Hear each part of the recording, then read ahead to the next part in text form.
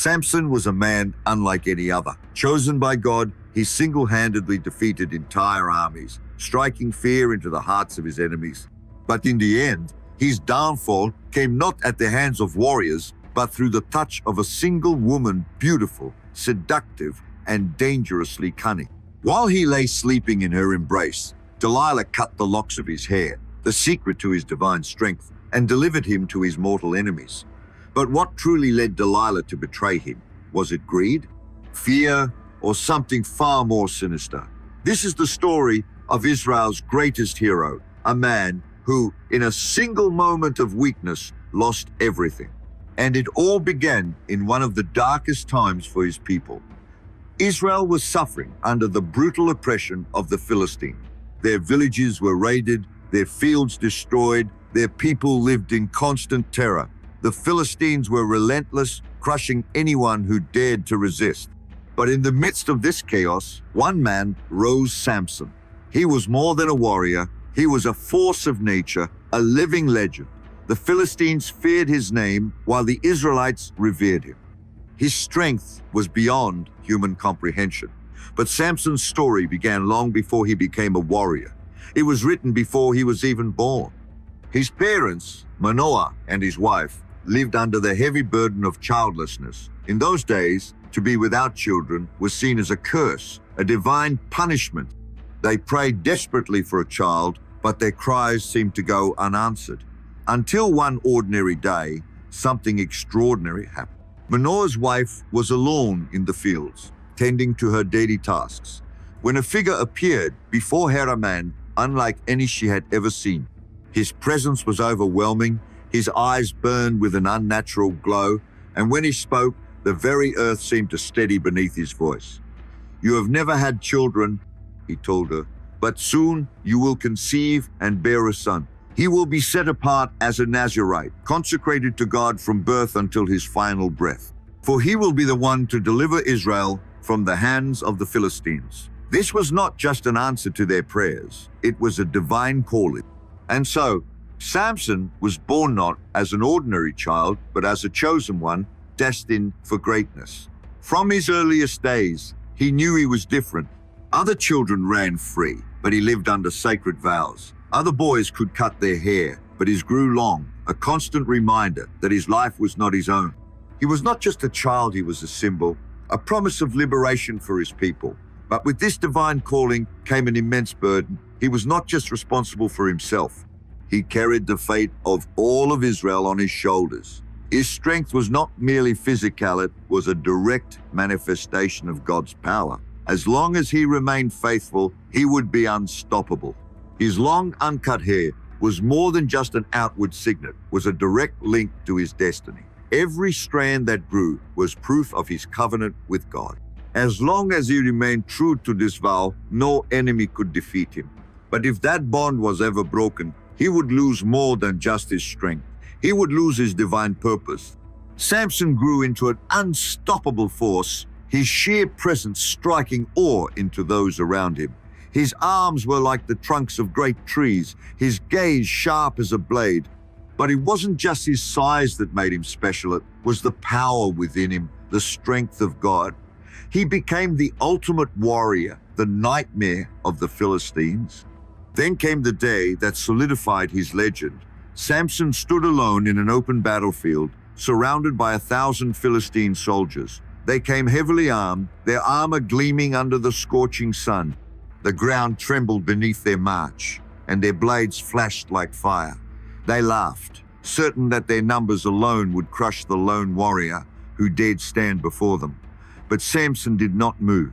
His piercing gaze swept over the enemy lines. There were no weapons near him, only the dry earth beneath his feet and the silence of impending battle. Then his eyes locked onto something discarded in the dust, the jawbone of a donkey. A crude, unremarkable object. He picked it up, feeling its weight in his hands, and then he charged. The first strike was devastating. The jawbone shattered the skull of a Philistine soldier, sending him crumbling to the ground like a lifeless puppet. Before the others could react, Samson spun the weapon, felling two more with a single swing. Panic erupted among the Philistine rank. The air filled with the clash of bone against metal, with the screams of the fallen and the cries of men who had realized too late that they were not facing a mere mortal. Samson moved like a storm, his blows swift, precise, unstoppable. Every strike was guided, as if divine power flowed through his hands. One by one, the Philistines fell. The battlefield, once filled with arrogance and laughter, was now littered with broken bodies.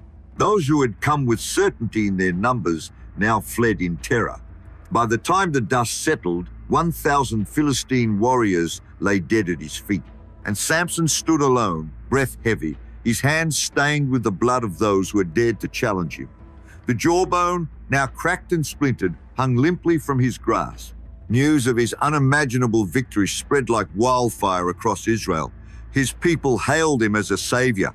His enemies feared him as a force beyond human comprehension. But the Philistines could not allow this to continue. Samson had humiliated them. He had shattered their armies, defied their power, and made them tremble in fear. They had to stop him. And so, in the dead of night, a band of Philistine soldiers moved with deadly precision. They had one mission: capture Samson, end his reign of terror. Their torches flickered as they silently surrounded a small Israelite village. They had learned from their mistakes. This time, Samson would not escape. Their leader, standing at the forefront, whispered to his men, "This ends tonight." A silent nod, weapons drawn, shadows creeping toward the house where Samson slept. A single Philistine soldier pushed open the door, and in that moment, everything changed. The wooden door creaked. As the Philistine soldier pushed it open, the flickering torchlight barely illuminating the inside of the house. Silence filled the air, broken only by the distant sounds of the night. And then a shadow moved. Before the soldier could react, the door was ripped from its hinges. Standing in the doorway, a towering figure emerged, his presence alone enough to make the enemy freeze. Samson. For a moment, the Philistine soldiers hesitated, their fear overtaking their strategy. Then, with a single mighty roar, Samson lunged forward. His hands grabbed the first soldier, hurling him like a rag doll into his comrades. The impact sent them sprawling across the dirt, their weapons clattering. The attack had begun. The Philistines tried to regroup, their blades flashing in the dim light. But Samson was already upon them, moving with impossible speed and power. His fists struck like battering rams, breaking through shields, armor, and flesh alike. The soldiers who had once approached with deadly precision now screamed in terror, realizing too late that they had made a fatal mistake. They had underestimated it. The ground became a graveyard, bodies strewn across the village. But the battle was not over yet. From the shadows, a second group of Philistine warriors emerged, more prepared, more disciplined. Their captain, standing at the front, raised his sword high. "Surround him," he commanded. The remaining soldiers rushed forward, forming a tight circle around Samson. Spears were leveled, shields locked. For the first time, he was trapped. But Samson did not falter. He scanned his surroundings, his mind working as quickly as his fist. And then he saw it. A massive wooden beam, thick and sturdy, lying discarded near the entrance of a house. With a single fluid movement, Samson grabbed the beam, lifting it with ease. Before the Philistines could react, he swung it like a warhammer. The beam shattered shields, sent warriors flying through the air. Bones cracked under the force of his blows. The Philistines began to panic. They had come to capture a man, but they had walked into the hands of a force of nature. One by one, they fell. Some tried to flee, but there was nowhere to run. By the time the dust settled, Samson stood alone once again, surrounded by silence. The air smelled of blood and sweat. His breathing was heavy. His fists were clenched. The weight of battle hung over him like a storm. And in that moment, he realized something. No matter how many he defeated, he would always be alone. Israel saw him as a hero. The Philistines saw him as a monster. But who saw the man behind the strength? And that was when she entered his life. Or perhaps it was when he allowed her to enter. Her name was Delilah. Delilah was unlike any woman Samson had ever known. It wasn't just her beauty, though. She was stunning, with a presence that seemed to command the very air around her. It wasn't just her voice, though, when she spoke. It was as if the world itself leaned in to listen. There was something else, a mystery in her eyes, a pull that even Samson, the strongest man alive, could not resist. To the world, he was invincible. To his enemies, he was a nightmare. But to Delilah, he was just a man. And that was what made her dangerous. Samson had never known softness. His life had been war, battle, and blood. But in Delilah's presence, he found comfort, something he had never allowed himself before. For the first time, he let his guard down, and that was his greatest mistake. At first, Delilah was patient. She did not ask about his strength. She did not question his power. Instead, she listened, she laughed, she stayed close. And then, one night, when the timing was right, she asked the first question. "Samson, you are so strong, but is there anything that could ever make you weak?" Her voice was soft, almost innocent. Samson chuckled, brushing it off. He had faced warriors, assassins, and armies. This was just a conversation. If I were bound with fresh bowstrings, I would be as weak as any other man. A simple answer, a harmless game. That night, as he slept, Delilah tied him with bowstrings. And then she called out, "Samson, the Philistines are upon you." He awoke instantly, snapping the bowstrings as if they were nothing. The Philistines, hidden in the shadows, fled in terror. Delilah smiled sweetly. "Why did you lie to me, Samson? If you love me, tell me the truth." And so the game continued. The next time, he told her, "If I am bound with new ropes, I will lose my strength." Again, as he slept, she bound him. Again, she called out to the Philistines. And again, he broke free as if there were threads of silk. And still, Delilah pressed on. "If you love me, why do you not trust me?" Night after night, she tested him. But Samson was no fool. He knew the dangers of revealing his secret. Until one night, he gave in. Samson lay beside Delilah, exhaustion weighing on him more than ever before. She had asked again and again, each time growing more desperate, more insistent. "If you truly love me, why do you not trust me? Why do you hide yourself from me?" Her voice was filled with hurt, her eyes shimmering with unshed tears. And Samson broke. For the first time in his life, he spoke the words he should have never uttered. "My strength does not come from me. It comes from God. My hair is the sign of my covenant with him.